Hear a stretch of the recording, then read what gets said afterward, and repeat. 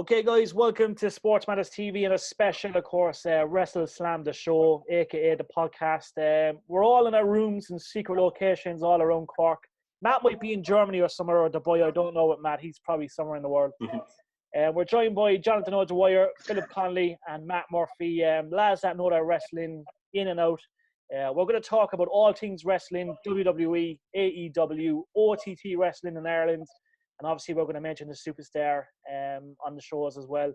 We're aiming to do this show perhaps twice a month. That's the goal. Hopefully, the demand comes. Hopefully, fans all around the world will say, lads, get on every day because we want more and more. But we're going to have a lot of fun, a lot of debate. I know Matt likes to debate. And as I said, there's good times to come. So, lads, how are we all keeping? How's things, Jonathan? How are you? Doing good, man. Yourself? Yeah, all is good, my man. I'm enjoying the weather. We should be outside by right, lads, but look, we're committed to what we're going to do, 25 minutes, and we're going to stay inside and sweat and get all sweaty. That's the key, you know? That's the key. Yeah, and talk wrestling, sure. What could be better? What could be better? Matt, how are you, buddy? Doing good. Like, just trying to enjoy the weather by just staying indoors and talking about good old-fashioned wrestling with the lads. That's the dream come true. Straight from Germany or wherever, like you said, but we'll keep that a secret. But doing good anyway, Jerry. Yeah, and I sometimes I call you Jurgen Klopp because you look like Jurgen Klopp. And you know, how's things back with Liverpool? Are you enjoying back pre-season, all that kind of stuff? Yeah, the lads are keeping well and just relaxing, but that's for another day. So Liverpool will always be number one. I'm going to get so much hate from United fans. I love it.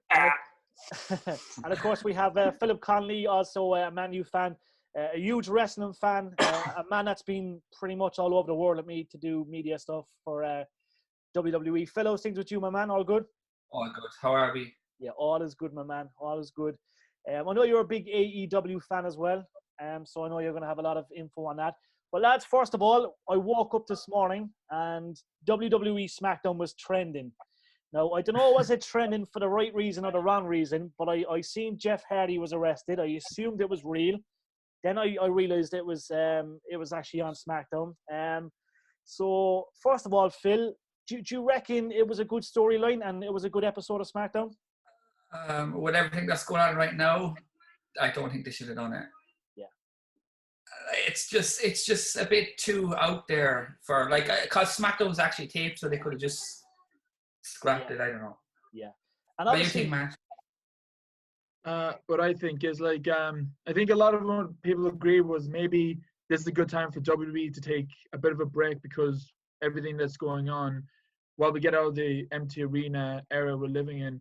But I know they're still trying to keep, you know, things going, people interested. So I feel like the Jeff Hardy storyline is something that they're tossing in to get people talking. So maybe like us, we'll be talking about, what happened on SmackDown last night with Jeff Hardy, and it's going trending because of this reason. Is, I would say, kind of a smart way, but then again, the wrong way at the same time. If that makes sense. Yeah, it was a bit mad. And what do you think, Jonathan? You know, Jeff Hardy's. I actually thought it was interesting. Like, when I first saw it, I was kind of like, this is, you know, I wanted to see where they were going to go with it. And I thought it was well done for the very first segment of it. But then it comes back from the break, and then there's the kind of, who's the kind of GM guy that they have there now? He's not really GM. That's a strap Adam Pearce. Yeah. Yeah, so there was him backstage with AJ Styles, Daniel Bryan, and all those guys. And, you know, they're having a little kerfuffle about who's going to be in the US title tournament when Elias is just after nearly getting killed and Jeff Hardy's after doing a hit and run. You know, it just kind of killed it a little bit. But initially I thought it was interesting. I wanted to see where it would go, but then it just became too. It was like a train wreck. It was like a train wreck. Yeah. And what about Shorty G? Shorty G beating Cesaro. That was pretty cool. I really enjoyed that match. Yeah, it was a great match. Yeah, really good match. Yeah, really happy. I'm a huge fan of Cesaro and Shorty G, so I'm kind of really thankful that WWE's looking at the lower guys to come up. Shorty G is so talented. Yeah, he is. And what about the name change? Like, obviously, when they changed the name, it was obviously a bit mad. And it was kind of cool to see Jason Jordan backstage. I think they actually had an on-face camo at one stage. Yeah, no, he was part of the Hardy segment. Yeah. So it's him and Jamie Noble. Yeah. Jamie Noble.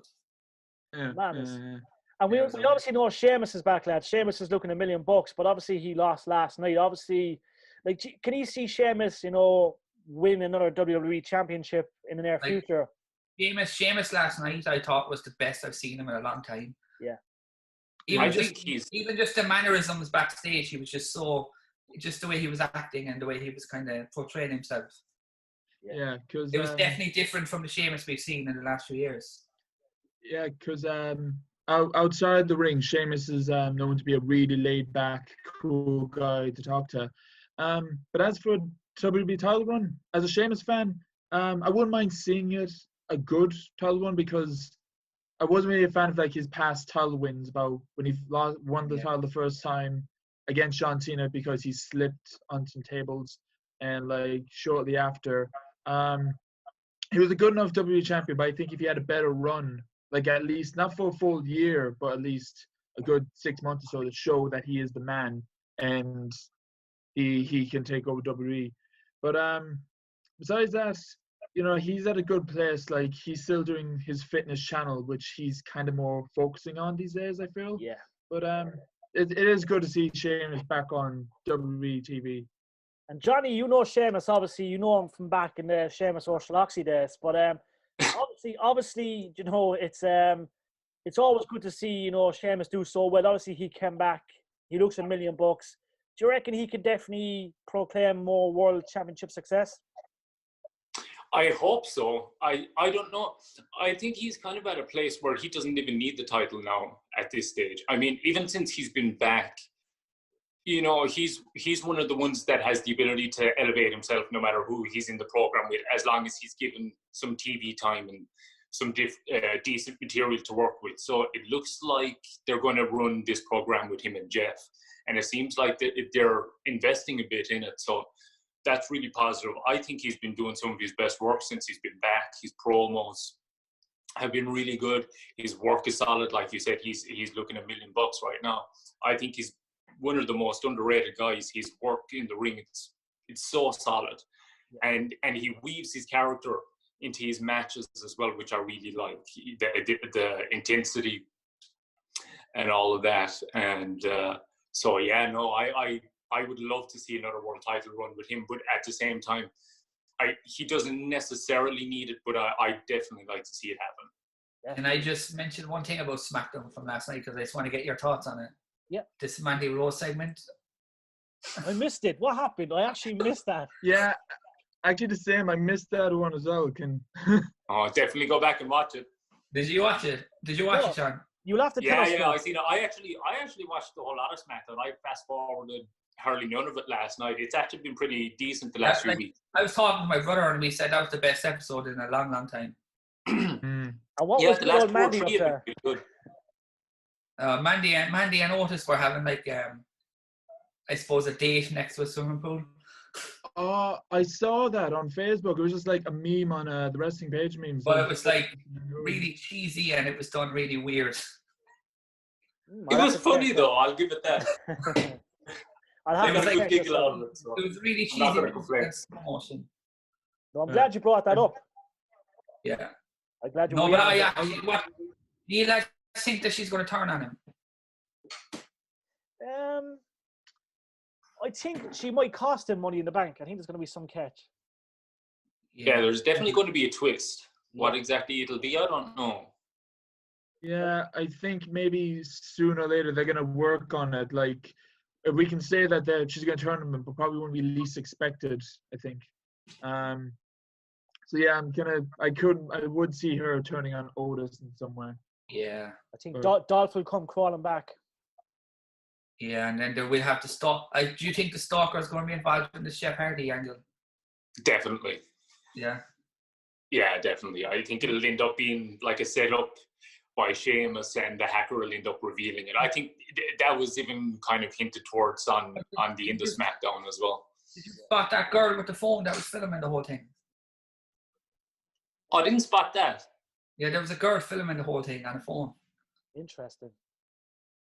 Oh, That could be a big clue. That's They're interesting. trying to make it real. They're going to try and make it real life by showing the footage at a later time. I don't know. Who do you reckon it is, lads? True. That is true wrestling. Sheamus. Maybe Sheamus. Maybe Sheamus. Interesting. The hacker or the guy who stopped. The guy who ran over Elias. Oh, yeah, more than likely Sheamus. Yeah, interesting. Whenever we mention who ran over Elias, all I can think of is who ran over Stone Cold Steve Austin. I know. Kishi. I did it for the Rock. I did it for the Rock. Lads, we have to switch to Raw. Obviously, Raw it's tipping away as always. We had Drew McIntyre on yesterday. I mentioned to Drew that would he like to have a showdown with Jinder Mahal? Does that appeal to you, lads? A Drew and Jinder Mahal match for a title? If the story's done right, yes. Yeah, I'm going to agree with Phil on this one because I'm sorry to say this now, if any Jinder Mahal fans watching this, but Jinder Mahal wasn't the best WWE champion. Like, let's be real. Boo! Boo! Yeah, no, I actually liked him. I loved it. I think even Randy Orton wanted to clap. Like, do you know what I loved about him was that he was just a traditional heel, and you don't have those anymore. Yeah. Yeah. Like MJF is the closest. I think if he just gets like the better storyline in somewhere, because I feel like there wasn't really a proper build-up with him and Randy Orton. Yeah, it was very. Just because I feel like they just tossed in. I think they just tossed in the Bahami prison match.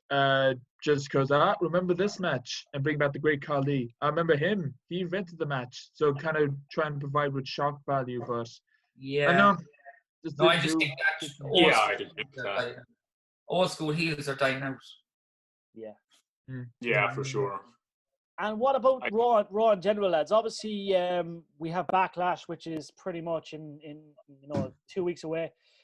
You reckon? I have this weird feeling that Bobby Lashley is actually gonna, he's close to winning that title. I don't know, is it gonna be Backlash? But obviously, Bobby, the way the storylines are going and stuff, it's like Bobby saying, I've been waiting a long time to get this. Obviously, Drew's a man on a mission. He wants to keep that belt for as long as he can. But can you see Bobby actually, beat Drew at Backlash? I'm a fan of Drew McIntyre, even before he became WWE champion. And I always saw Bobby Lashley being a good run with a world title at least. So looking forward for the match. To be honest, I can't say, I'm pulling for Bobby Lashley, or I'm pulling for Drew McIntyre. I'm looking forward to see who would win this one. So if Bobby wins, perfect, because he has been winning a long time. If Drew wins, perfect, because he'll show that he is what he says he was back in the day of him being the chosen one. So I can't say who I'm pulling for, but I'm just looking forward for the match in general. And Jonathan, what do you think?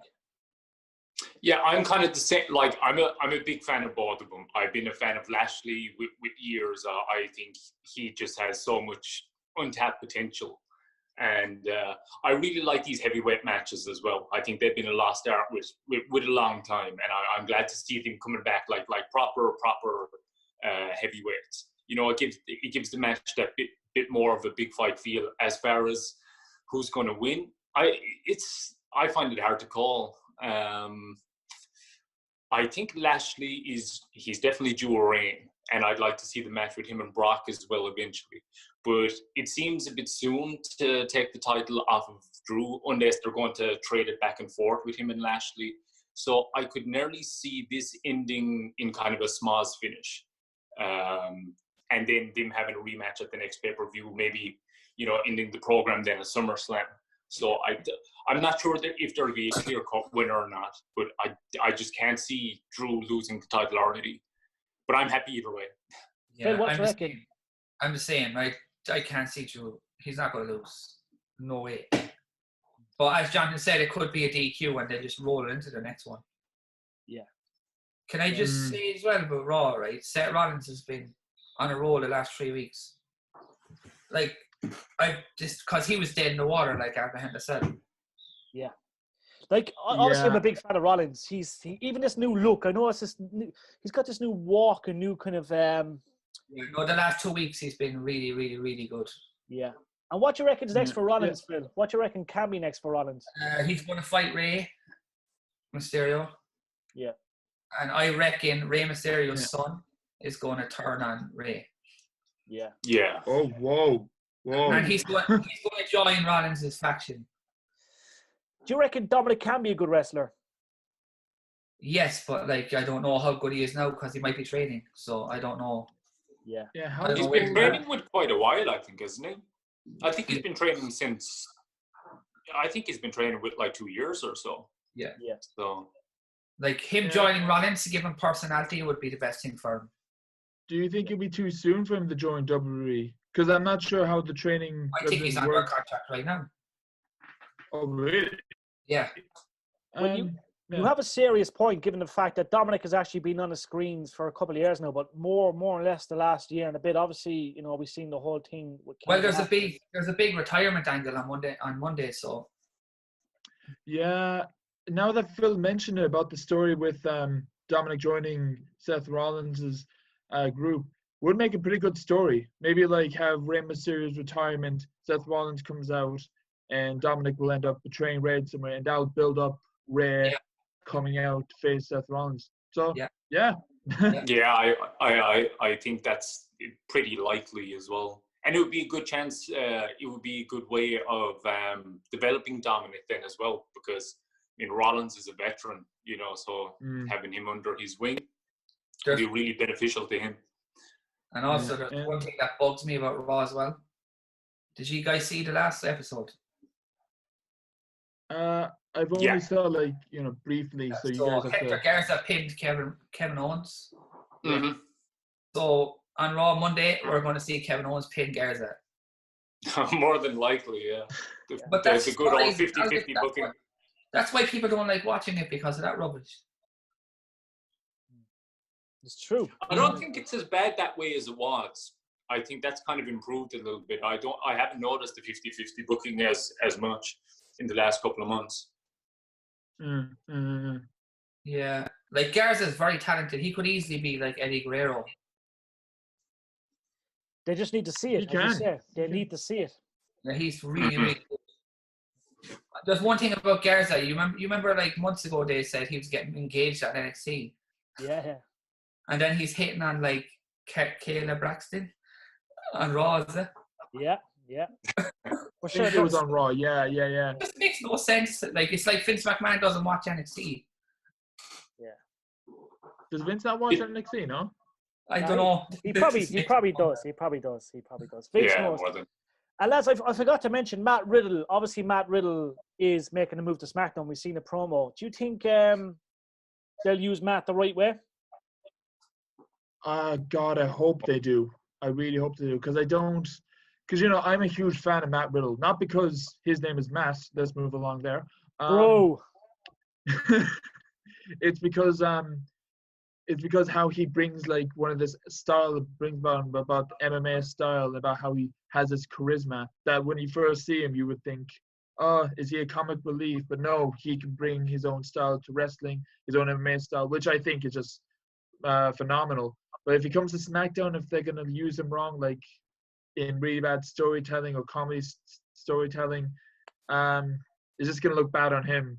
But I hope they put him in good matches. Maybe even a rivalry with Kurt Angle will probably be unreal to see. That would be a classic SummerSlam moment if Matt Riddle debuts and he challenges Kurt Angle for SummerSlam, probably build up and Kurt saying, no, I'm no longer wrestling, and Matt still trying to go on his skin.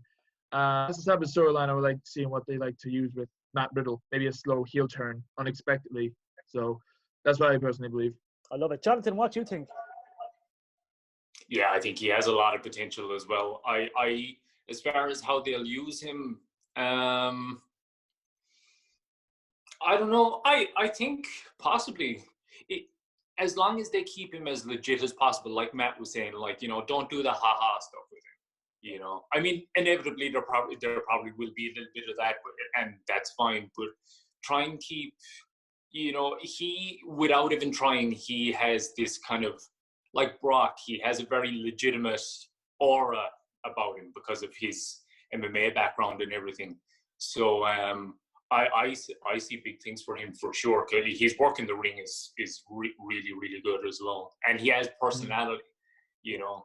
So I think Vince and Triple H definitely like him anyway. Just for them to do that intro on SmackDown for him with the angle and everything is kind of telling you something. Yeah. So I see big things for him. Phil, what you reckon, my man? I actually reckon Kurt should be his manager. Yeah, good call. Good call. Yeah. I love it. You know, man, you remember Kurt Angle in 2001 with those comedy skits with Austin?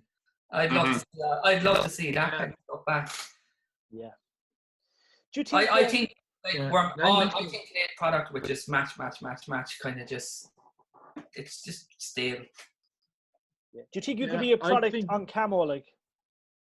What's that? Do you think you could be a product without wrestling? Do you think, like, you know, you could do it the smart way? Obviously, wrestle a match, then, you know, maybe like you could show Kurt Angle like training him like in the ring and in the, you know what I mean? That show him how to do the ankle lock and moves and and then show vignettes of him training every week, and then he might fight Cesaro or something in his first match. Yeah, no, I like that. We'd like to see a run with the two of them anyway. Their matches would be incredible. I wouldn't mind seeing Matt Riddle like being like the new Kurt Angle, like what Phil said. Kurt Angle back in the day doing comic relief, like haha story moments, but he can back it up by showing everyone that he is a good wrestler. That he isn't just this haha, like what Jonathan said, character about him. He's a wrestler, and that's what we can see in Matt as well. Okay. Just before we go, I think should we just mention NXT? Well, yeah, I was going to bring up All Elite Wrestling. We have about 5-6 minutes. Obviously, first show we're always trying to get so much in, but obviously NXT. Phil, what's your take on NXT at the moment? There's no crowds is kind of harming it. Yeah. It definitely feels more, I don't know what, in the last 6 weeks it feels more indie than it's ever been. Yeah. What do you think? I think when you say indie, I know this is bad to say because the arena, I'm not really enjoying myself, but remember all the NXT wrestlers bring the indie wrestling to themselves. I understand that there's constant. It just feels like there's something missing. Yeah.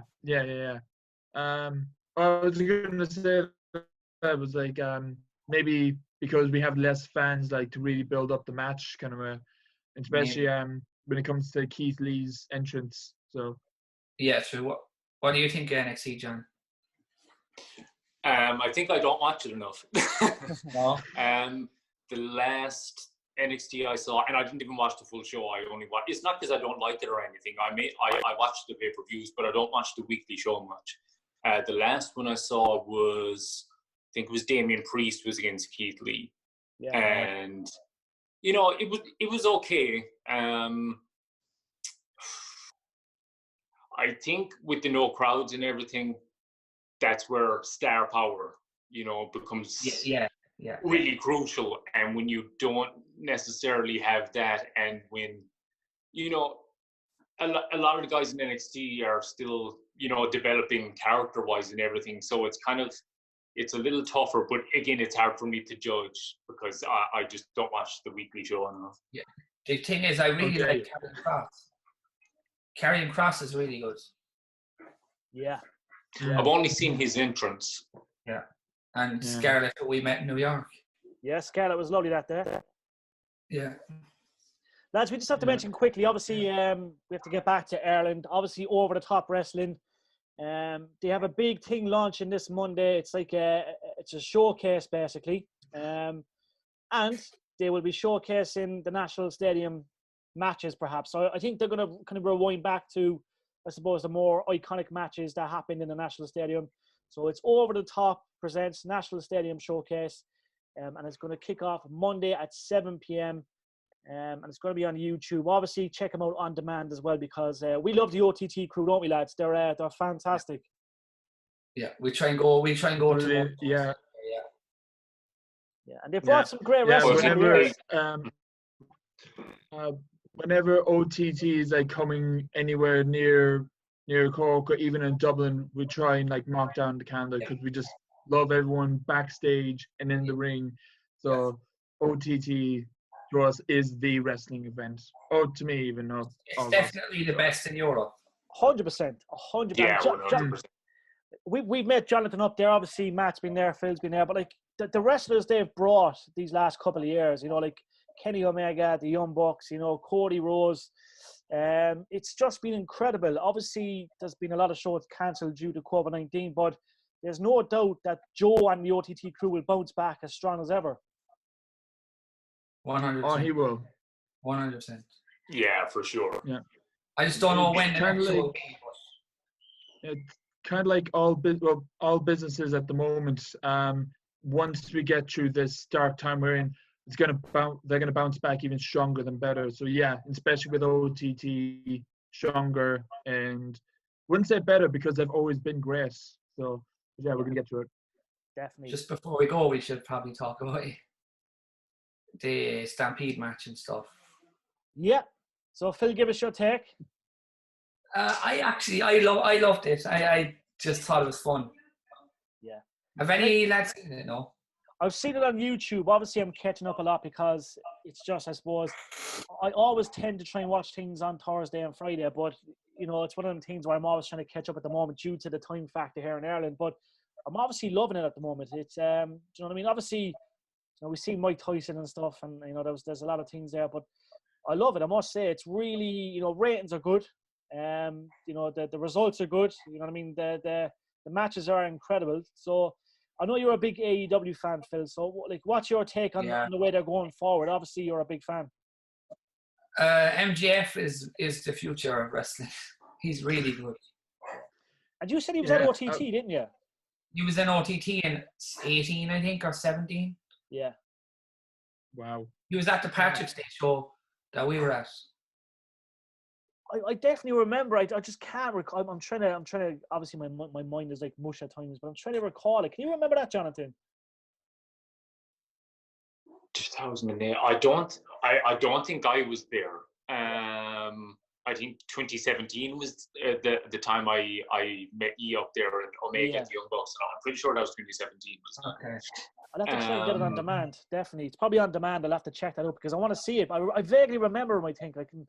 Do you know what I mean? Yeah. That's telling you how far he's come. Yeah. Yeah. I want to go back.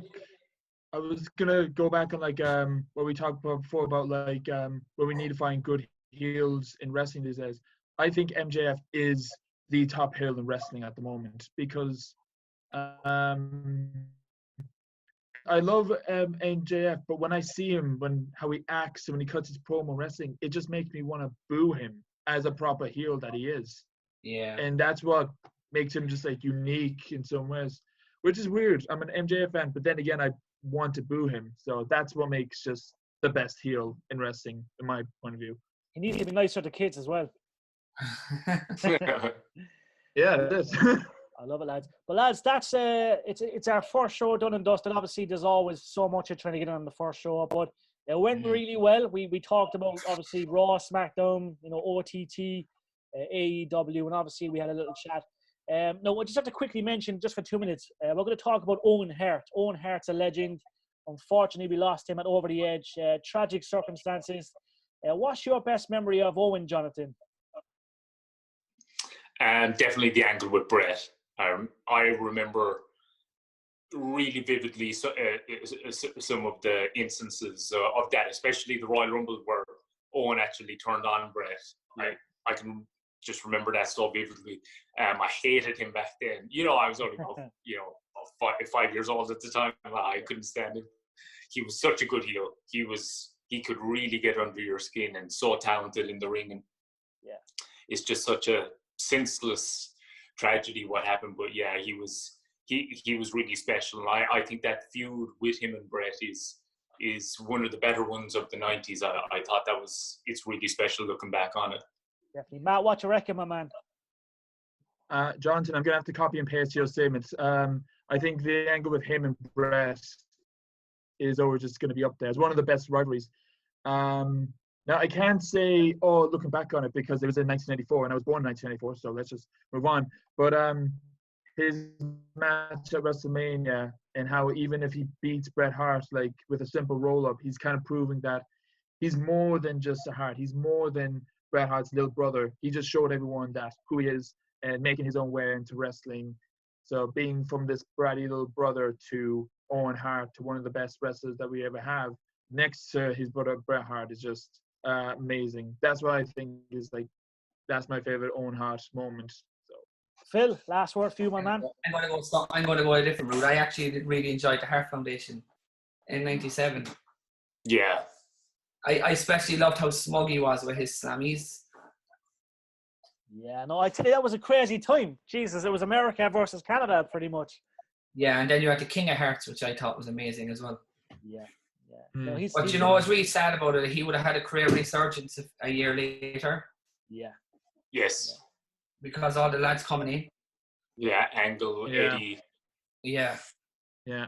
I believe Owen Hart paved the way from all these lads to actually show, even though they're not like big or like strong, they can still back it up by showing their own wrestling skills in the middle of the ring. So, and I feel like Owen really set off. He was only early 30s when he died as well. Yeah, 34. Yeah, 34. Yeah. Man, I think one that's really underrated is the it's still probably my favorite cage match, is the one with Bret at SummerSlam '94. He got his foot stuffed, yeah.